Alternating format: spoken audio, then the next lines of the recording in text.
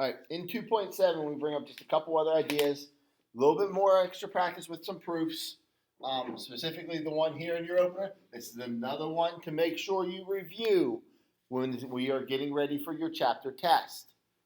Right? So we're given that angle A and B are complementary. Angle A and C are congruent. They want us, and then angle B is 52 degrees. They want us to prove that angle C is equal to 38 degrees. So I know my goal is to get an equation, and it has to involve angle C at some point. So we start with our given. Angle A and angle B are complementary.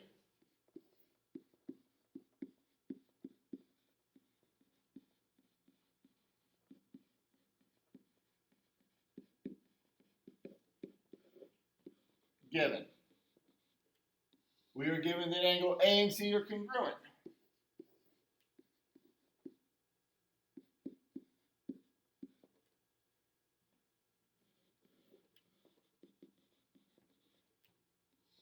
And we are given that angle B equals 52 degrees.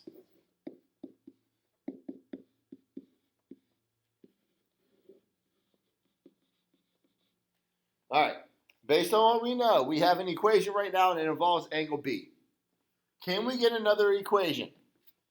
Looking at angle A and B being complementary, we then know that angle A plus angle B must equal 90 degrees. What told us that? It was that word complementary. Since it is a word that tells us that, it will be the definition of that word. So it's definition of complementary. So now I have an equation that involves angles A and angle B. There's different ways you can go from here. First off, I also know that angle B was 52 degrees. So I can take this 52 degrees and I can substitute it in for angle B. I'm allowed to do this because angle B was equal to 52 degrees. So angle A plus 52 degrees equals 90 degrees. Once again, that was substitution. Property of inequality. Now I can subtract 52 degrees from each side. I can have angle A equals 38 degrees. That was our subtraction. Property of inequality. Now, we got angle A equaling 38 degrees. That was not my goal. The goal was to have angle C equal 38 degrees. Up here, we said those two values are congruent to each other. Now, one thing to point out, and this is why I do this example, I cannot go and plug angle C in for angle A right now. To do that, it is substitution, but it is substitution property of inequality. We are not saying that angle A is equal to angle C. We are saying angle A was congruent to angle C. So I cannot use substitution right now. Before I use substitution, we have to change it into an equal sign. We have to say that angle A is equal to angle C. We talked at the end of class in 2.5 that in order to do that, it will always be the definition of congruent. That is what allows us to flip back and forth between an equal sign and a congruent sign. Now I can go ahead and plug angle C in for angle A and say angle C will equal 38 degrees. Now that it's an equal sign, we can use your substitution property.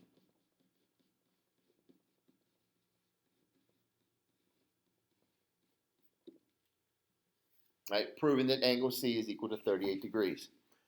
Couple last ideas to go over. The first one, Theorem 2.3 talks about right angles. It says all right angles are congruent. If they're going to measure 90 degrees, every single one of them will be a right angle. Every single one will be 90 degrees. They will all be equal, so they will all be congruent.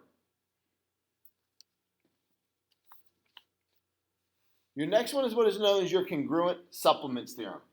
And truly, all it's going to say is that if two angles are supplementary to the same angle, they will be congruent to each other.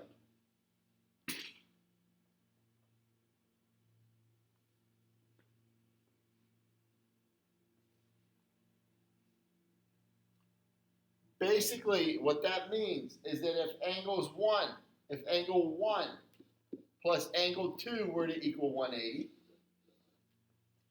and angle 3 plus angle 2 were to equal 180. If two angles are supplementary to the same angle, then those two angles would have to be congruent. So if 1 and 2 are supplementary, 3 and 2 are supplementary, then 1 and 3 would have to be congruent to each other. It works because they have to add to 180. Likewise, if they were have to add to 90, they would have to be congruent. And that's what's known as your congruent complements theorem. If two angles are complementary to the same angle, then they would have to be congruent. So if angle 4 plus angle 5 were to equal 90, and angle 6 plus angle 5 were to equal 90. If two angles are complementary to the same angle, then those two angles will have to be congruent.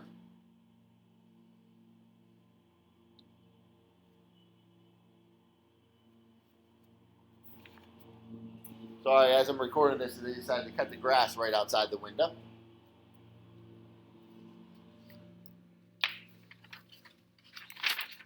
All right, let's take a look at a partially filled in proof here. It says, given that angle 1 and 2 are supplements, that angles 1 and 4 are supplements, and that the measure of angle 2 is 45 degrees, prove that the measure of angle 4 is 45 degrees. And they have the proof partially filled in for you. So we start with number 1. It says angles 1 and 2 are supplements, 1 and 4 are supplements. That was given to us. We always start with a given. You should never miss a point there. Now it wants us to use the congruent supplements theorem. If two angles are supplementary to the same angle, 1 and 2 are supplements, 1 and 4 are supplements. What two angles have to be congruent? They are both supplementary to angle 1, so angle 2 must be congruent to angle 4. That's what your congruent supplements theorem allows you to do. Take a look at what changes then from 2 to 3. That congruent sign becomes an equal sign. We said anytime that happens, it is always your definition of congruent. That is what it means. Now all of a sudden they talk about angle 2 being 45 degrees. Well, where does that come from? Something to be careful of. In a partially filled in proof, you do not have to put all of the given at the beginning. You can wait until you're ready to use it to put it in. Angle 2 equaling 45 was part of the given information. They just waited to put it in. Now, we are trying to prove that angle 4 equaled 45 degrees. But we have angle 2 equaling 45 degrees. So we are allowed to take that angle 4 and substitute it in, since they were equal to each other. Notice it was an equal sign, not a congruent sign. So the measure of angle 4 is equal to 45 degrees. That was substitution. Brings you to our last two ideas of the chapter. The first one is what's known as your linear pair postulate. Right? Remember, a linear pair of angles looks like this. It says if two angles form a linear pair, we said if they form a linear pair, they're going to make a straight line together. Which means when you add them together, they must equal 180 degrees. Which means that those two angles are going to be supplementary. Your linear pair postulate. If two angles form a linear pair, then they are supplementary.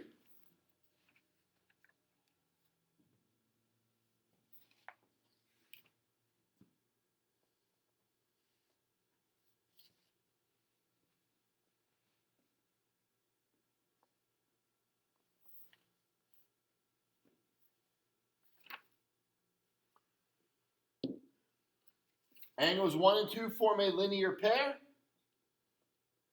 So angles 1 and 2 are supplementary, which means that angle 1 plus angle 2 will have to equal 180 degrees.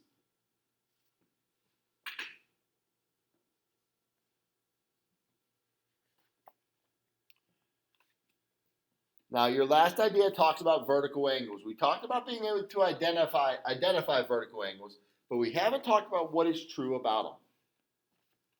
When I have the x that comes through, if this angle is 80 degrees, for example, our linear pair postulate says that the angle next to it would have to be 100 degrees. That would make this 80 degrees because these two angles form a linear pair. That would make this 100 degrees because these two angles form a linear pair. Look at your vertical angles then. Your vertical angles are the ones that are opposite each other. 100 and 100, 80 and 80. Vertical angles are always going to be congruent. So two very different types of angles that you need to worry about. And that's what you see in your last example there. In our last example, it says use x to find the measurement of angle FKG. You do not have to do this as a formal proof. The only time you have to do it as a formal proof is if they ask you to. So it says use x to find the measurement of angle FKG.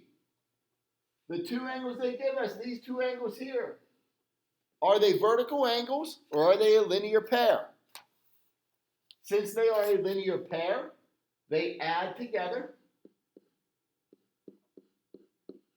to equal 180 degrees. Combine your like terms. 4x plus 112 equals 180. Subtract your 112 over. I have 4x equals 68. And now we'll divide by 4. And we get x to equal 17. Be careful because they want you to plug it back in then. 4 times 17 is 68. Minus 1 tells me this angle here is 67 degrees, which is the angle they wanted you to find, angle FKG. All right, once again, don't worry about your test right now. We'll talk about that. All right, it will be coming up here, but I'll talk to you about that during class and post it. Put your homeworks up there, page 128, numbers 8 to 14, and 16 to 29.